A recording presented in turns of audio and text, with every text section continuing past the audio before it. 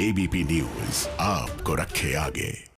तो ये रिपोर्ट आपने देखी, इसे देखकर आप समझ पा रहे होंगे किस तरीके से 26 जनवरी गणतंत्र दिवस से पहले ये टकराव की सी स्थिति जो बनी हुई है, इसके लिए कोई तो जिम्मेदार होगा ना। लालपुरा साहब, किसान नेता कह रहे हैं कि साहब ये विपक्ष निकम्मा है, वरना अभी तक तो आर पार हो चुका होता। किसान जो हैं वो अपनी बात पर अड़े हुए हैं और सरकार जो है वो मानने को तैयार नहीं है। कुल मिलाकर आपकी नजर में इन हालात के लिए कौन जिम्मेदार है लालपुरा जी? किसी की तो जिम्मेदारी बनेगी ना। इसमें रुमाना जी 3 चीजें मैं कहना चाहूंगा। पहली बात, कांग्रेस ने 65 के बाद बड़े लंबे समय तक राज किया, लेकिन उन्होंने ना तो एमएसपी पे कोई कानून बनाया और ना ही इसकी गारंटी दी किसी को। जब से भारतीय जनता पार्टी की सरकार आई है, हमने 2 बार, अब स्वामीनाथन का कमीशन भी बना और उसको रिपोर्ट भी लागू करने के लिए यत्न हो रहा है। दूसरी है किसान एजुकेशन। जब आप ये बताइए कि स्वामीनाथन आयोग का कौन सा अमेंडमेंट आपने लागू किया, आप बताने का काम करिएगा, क्या लागू किया आपने। आप केवल झूठ बोलते हो भारतीय जनता पार्टी के लोग। झूठ आप बोलते हो, मैं झूठ की आपसे तो मैंने बात ही नहीं की किसानों की। मैं तो कांग्रेस की बात कर रहा हूं। क्या तो आप चैनल पे बैठ के बातों को बरकरार रखते हो। आप ये बताइएगा, आपके डॉक्टर है स्वामीनाथन आयोग की। अरे हम किसान है, किसान है। आप सुनिए, क्या इस देश के किसान को गणतंत्र मनाने की इजाजत नहीं है? क्या इस देश का किसान गणतंत्र नहीं मना सकता? अरे आप क्यों तो ये आप बेवजह झूठ बोलते हो, आप झूठ बोल रहे हो केवल। अरे आप झूठ बोल रहे हो, आप तो आपके अंदर से कहते हो कि एमएसपी देना आना पड़ेगा बीच में, मुझे आना पड़ेगा बीच में। लालपुरा जी एक मिनट लालपुरा जी, दिगंबर सिंह जी शांत। दिक्कत यही है ना, यहाँ पर बात किसानों की हो रही है, लेकिन यहाँ पर कोई कांग्रेस का प्रवक्ता किसी को बना रहा है, कोई बीजेपी का प्रवक्ता किसी को बना रहा है। ठप्पे लगाने में आप लोग बहुत जल्दबाजी कर रहे हैं। मुद्दे की बात कीजिए। ये जो हालात बने हुए हैं, इन हालात के लिए कोई तो जिम्मेदार होगा। दिगंबर सिंह, अगर मैं कहूं कि अब जो टकराव की स्थिति बनी हुई है, इसके लिए आप लोग जिम्मेदार हैं, क्योंकि सरकार ने तो अपनी तरफ से कदम आगे बढ़ा दिया है ना भाई। 1.5 साल के लिए वो कह रही है कि ठीक है, सस्पेंड कर देते हैं, प्रस्ताव को टाल देते हैं। मान लीजिए ना इस प्रस्ताव को, आप क्या दिक्कत है? अया रोमाना जी, बहन जी ये बताइए, अगर जहरी खाना है हमको, आज खा के मर जाए या 1.5 साल बाद मर जाए? भाई 1.5 साल बाद ही ये कानून क्यों लागू हो? सर 1.5 साल बाद 1.5 साल का वक्त मिल रहा है ना सर, कोई इसी रूप में थोड़ी कानून लागू हो रहे हैं। कमेटी बनाई गई है सुप्रीम कोर्ट की तरफ से, बैठिए बात कीजिए, जो सुधार चाहते हैं वो करवाइए। 1.5 साल का वक्त तो मिल रहा है ना। जी सुनिए बात, मैं पूरी बात का जवाब देता हूँ आपकी। मैंने कहा जहर अगर देना है तो 1.5 साल बाद ही क्यों जहर दिया जाए? हमें तो जहर अगर खाना है तो आज ही खा लेंगे। दूसरी बात, गणतंत्र दिवस की जिस तरह से दिखाया जा रहा है, गणतंत्र दिवस की परेड में कोई बाधा किसान नहीं पहुंचाना चाहता। गणतंत्र दिवस को, इस देश की परेड को भव्य बनाना किसान चाहता है। लाठी बंदूक और सड़कें खुदवा के रोकना चाहते हैं परेड को। किसान ट्रैक्टर मार्च निकालना चाहते हैं, उसको रोका जाएगा। बिजनौर जनपद से आज 2000 ट्रैक्टर निकलने वाले हैं, तो सामने पुलिस खड़ी करके रोका जाएगा। जबरन सड़कें खुदवा दी गई हैं, जबरन बैरिकेडिंग लगा दी जाएगी किसी किसान को। और एक ठीक है, मुझे लगता है ये जो मुद्दा है ट्रैक्टर मार्च वाला, इस पर चौधरी साहब क्योंकि किसान ही हैं, उनका इस पर क्या रुख है? किसान कानून को लेकर तो आपका अपना नजरिया है, आपको लगता है कि वो बढ़िया है, लेकिन कृष्णवीर चौधरी जी, ये ट्रैक्टर मार्च आपको लगता है गणतंत्र के मौके पर किसानों को ये करना चाहिए या नहीं? ये गणतंत्र के गौरव के अनुरूप नहीं रहेगा? 26 जनवरी देश का सबसे बड़ा पर्व है। देश की सेना का शौर्य दिखाने के लिए पूरी दुनिया को एक अंतर्राष्ट्रीय संदेश जाता है कि हमारी सेना इतनी सक्षम है, इतनी ताकतवर है और देश को सुरक्षा देने के लिए पूरी तरह मजबूती से है। और उस दिन ऐसा खतरा भी हमेशा बना रहता है, हर बार बना रहता है कि कोई घटना ना घट जाए, कि कोई ऐसा नुकसान हो, बदनामी का काम हो। और ऐसे मामले में ये मैं जानता हूं और तमाम चीजों को पूरा देश जानता है, ऐसा नहीं है, कोई भी जिम्मेदारी नहीं ले सकता। अभी कहने लगे कि इंटेलिजेंस एजेंसी जो है, कहां तक इंटेलिजेंस? दिगंबर जी मतलब आप लोग समझ नहीं रहे सर, आप लोग खतरों से खेल रहे हैं और आप लोग देश की सुरक्षा के साथ भी खिलवाड़ कर रहे हैं। रोमाना जी कृष्णवीर चौधरी जी के मैं जवाब दे दूं।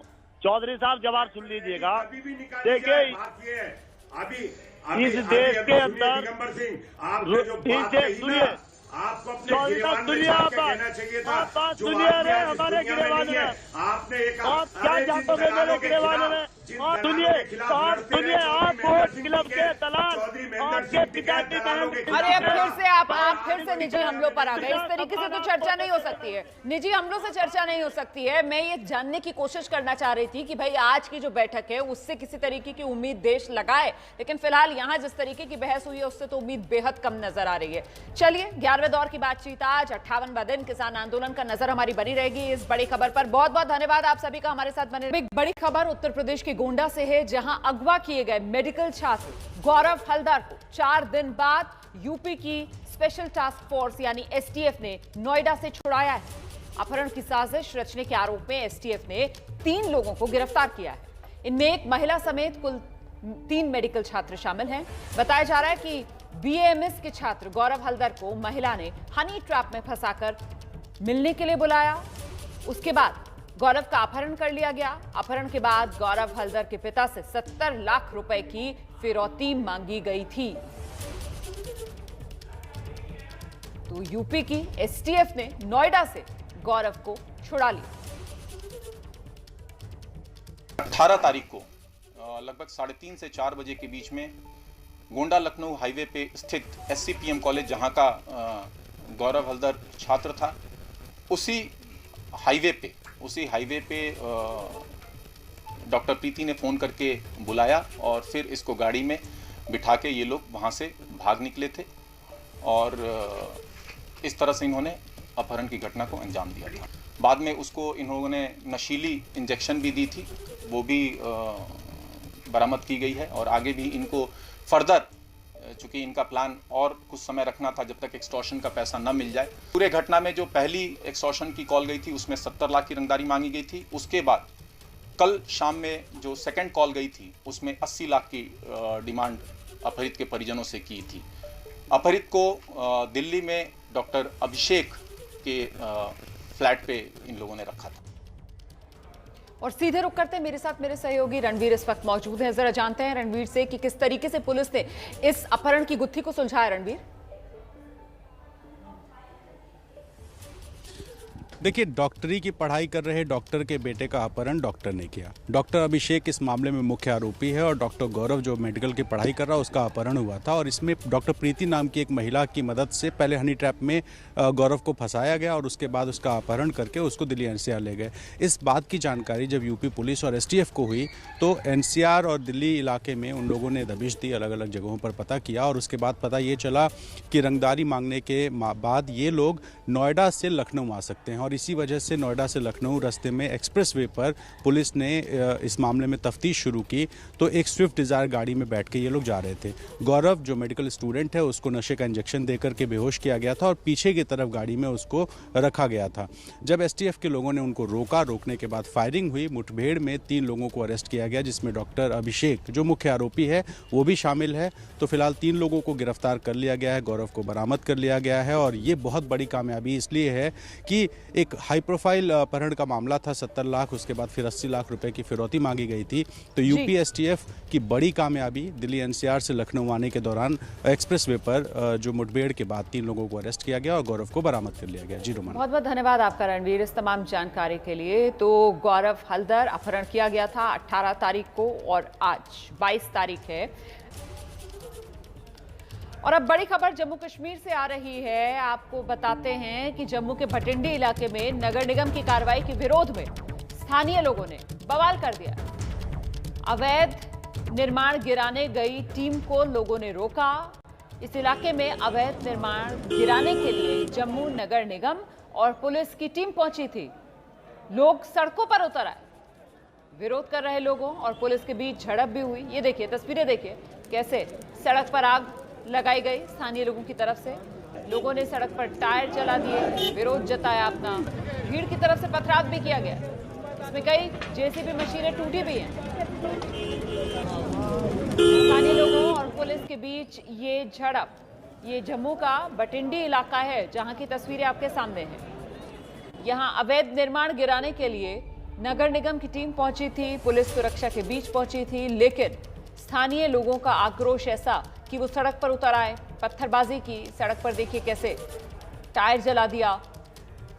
तो कुल मिलाकर इस इलाके में फिलहाल किस तरीके की स्थिति बनी हुई है, सीधे आपको लेकर चलते हैं। मेरे साथ मेरे सहयोगी अजय बाचलू मौजूद हैं। अजय, हालात किस तरीके के हैं? क्या तनाव कुछ कम हुआ है या अभी भी टकराव की स्थिति?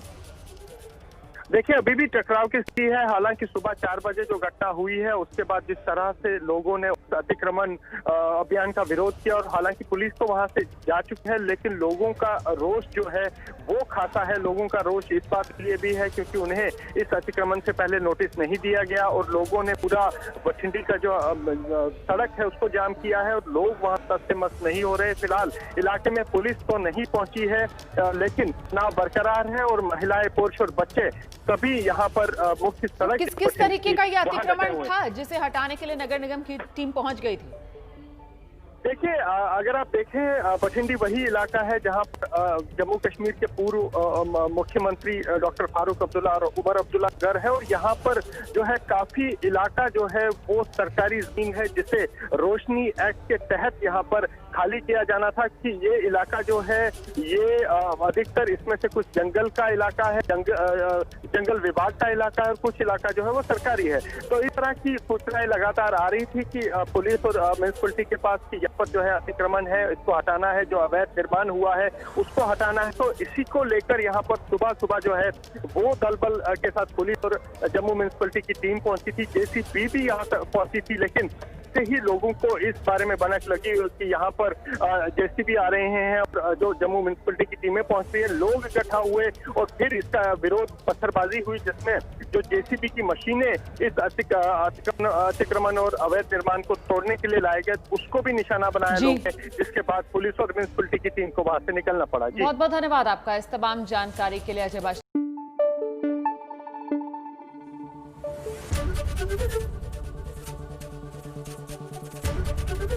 एबीपी न्यूज आपको रखे आगे।